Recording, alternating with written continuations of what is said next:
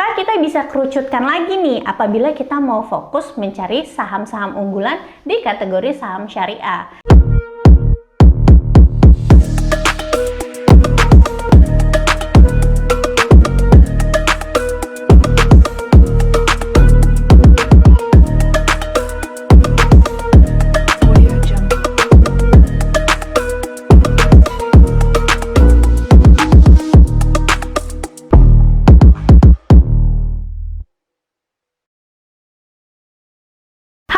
Aku Olivia Louis, welcome to my YouTube channel. Hari ini kita ada di segmen cerita saham. Aku akan bahas 3 topik saham syariah versi aku untuk tahun 2022.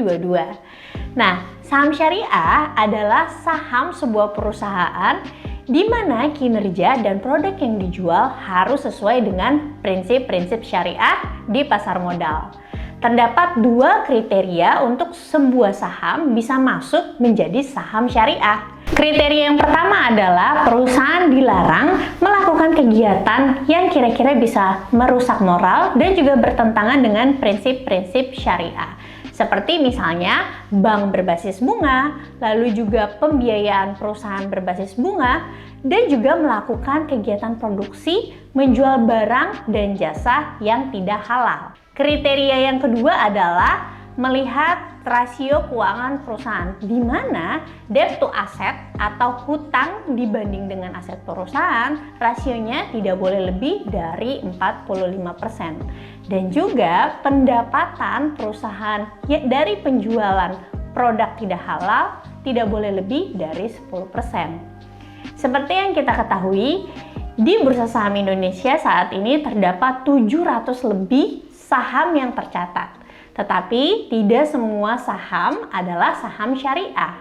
Nah, bagaimana kita bisa mendapatkan data mana saja saham-saham yang sudah masuk ke kriteria saham syariah? Aku akan kasih tutorial gimana cara kamu dapetin data saham-saham syariah.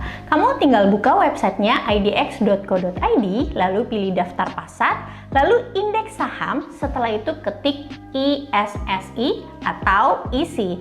Kamu bisa search data saham syariah terbaru. Di sini adalah tanggal 9 Februari. Lalu klik unduh. Nah, kita akan melihat data Excel seperti ini. Dan ternyata lebih dari 400 saham di Bursa Efek Indonesia yang masuk ke dalam daftar syariah. Buat kamu yang belum tahu isi ini apa, jadi ini adalah indeks saham syariah Indonesia, di mana indeks ini menjadi indikator dari kinerja saham syariah di Indonesia. Nah, karena saham di isi ini banyak banget, ada 400 lebih, maka kita bisa kerucutkan lagi nih apabila kita mau fokus mencari saham-saham unggulan di kategori saham syariah. Nah, aku bisa rekomendasiin kamu bisa cari lewat indeks JII 70 yang merupakan indeks yang berisi 70 saham syariah yang paling liquid yang ada di Bursa Efek Indonesia. Nah, di JII 70 ini bukan hanya ada saham blue chip aja, tapi juga ada saham-saham second liner yang memiliki potensial. Indeks JII 70 ini direview oleh Bursa Efek Indonesia 1 tahun 2 kali, yaitu pada bulan Mei dan juga bulan November. Nah, pada saat review ini bisa saja terjadi pengocokan, dalam artian ada saham baru yang bisa saja dimasukkan ke dalam indeks ini, atau juga ada saham lama yang dikeluarkan dari indeks ini. Cara dapetin data saham apa aja yang masuk ke JII 70 gampang banget. Kamu tinggal searching aja di Google dengan keyword daftar saham JII 70. Jangan lupa cari data yang paling terbaru ya. Kalau misalnya sekarang masih bulan Februari, berarti cari data terakhir daftar saham JII 70 di bulan November tahun 2021. Nantinya data ini baru akan diperbaharui di bulan Mei tahun 2022. Nah, ini aku nemuin data dari laman website DW Finansial untuk saham-saham yang masuk ke DJII 70 di bulan November tahun 2021. Jadi di sini mungkin kamu bisa lihat datanya ada saham seperti AALI, Excel, dan lain-lain. Nggak usah bertele-tele lagi, langsung aja kita masuk ke 3 topik saham syariah aku untuk tahun 2022 ini.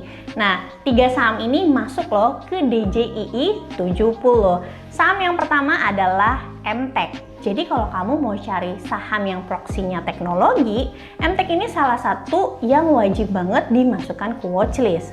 Walaupun perusahaan ini belum secara konsisten mendapatkan laba bersih, tapi transformasi bisnis yang dilakukannya sejak tahun 2020 layak kita ikuti. Perusahaan ini sangat gencar mengepakkan sayap bisnisnya, terutama dari sisi pengembangan ekosistem digital dan konten kreatif. Dimulai dengan akuisisi Omni Hospital yaitu SAME, lalu juga akuisisi Bank Fama, dan yang terakhir adalah akuisisi Rans Entertainment melalui anak usahanya SCMA senilai 248 miliar rupiah. Gak hanya itu, MTech juga terus menjalin kerjasama bersama Buka dan Salim Group untuk memperbesar ekosistem teknologi dan digital mereka. Kendati begitu, akuisisi MTech terhadap beberapa perusahaan ini tentu hasilnya nggak bisa kita lihat secara instan. Tapi dalam jangka panjang, kita bisa berharap fundamental perusahaan akan lebih baik sehingga perusahaan bisa menghasilkan laba yang lebih konsisten. Nah, untuk area buy, membeli saham ini aku merekomendasikan beli di area 1.700 sampai 2.000 rupiah.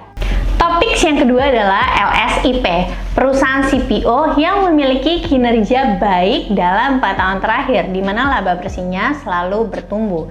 Seperti yang kita tahu, harga acuan CPO belakangan ini terus naik karena permintaan minyak kelapa sawit yang terus meningkat, tetapi produksi terbatas.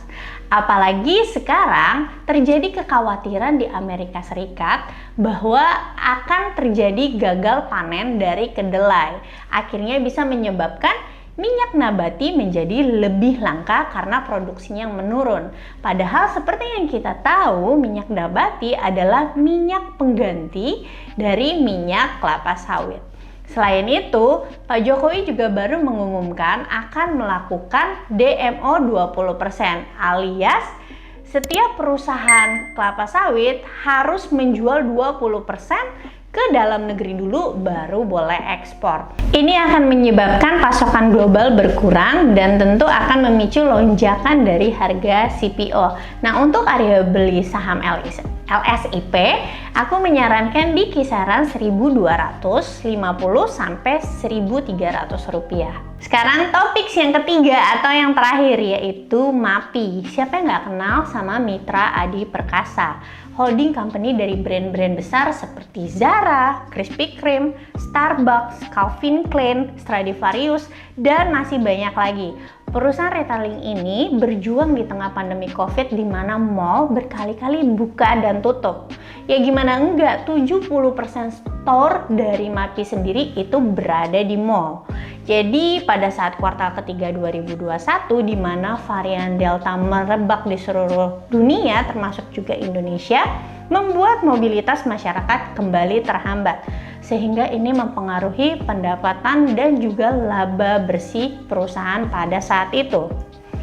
Kabar baiknya nih, MAPI menjadi salah satu emiten yang diuntungkan dari pembukaan kembali aktivitas ekonomi, di mana ini bisa meningkatkan ekspektasi adanya pemulihan pertumbuhan rata-rata penjualan di tiap gerai milik MAPI. Program vaksinasi yang terus berjalan dari hari ke hari, di mana saat ini untuk kategori lengkap, vaksinasi sudah mencapai angka 40% di Indonesia, dan untuk program vaksinasi tahap 1 sudah mencapai 60% di Indonesia, dan ini akan mempercepat terjadinya herd immunity di masyarakat kita.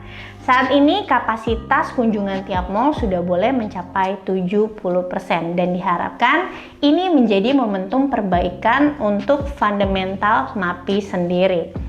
Baru-baru ini MAPI juga menjalin kerjasama bersama dengan Kredivo sebagai layanan paylater di beberapa outlet fashion MAPI seperti Zara, Massimo Dutti, Bershka, Calvin Klein, Mango, dan lain-lain.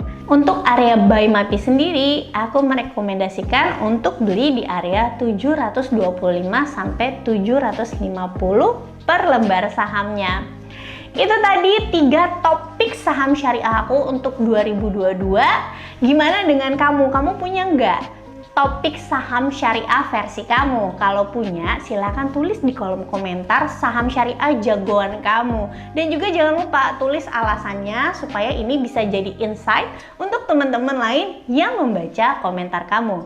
Jangan lupa follow Instagram aku olivialuis04 dan juga TikTok aku olivialuis.04.